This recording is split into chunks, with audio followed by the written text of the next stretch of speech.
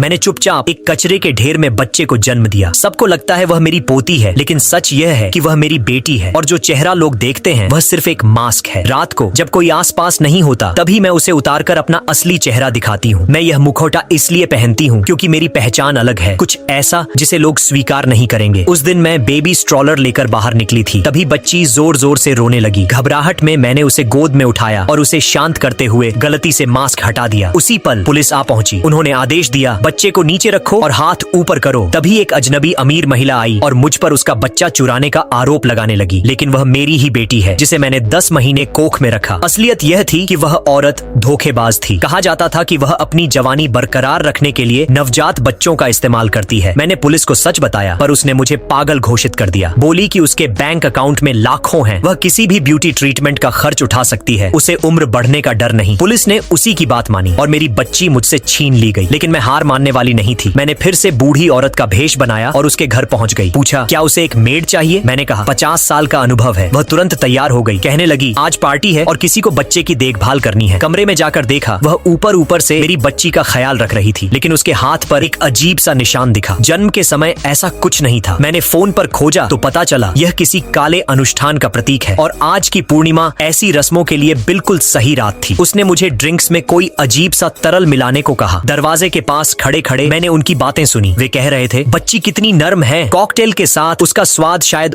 और भी अच्छा होगा। समय कम था। मैंने एक चाकू उठाया और बच्ची के कमरे की ओर बढ़ गई।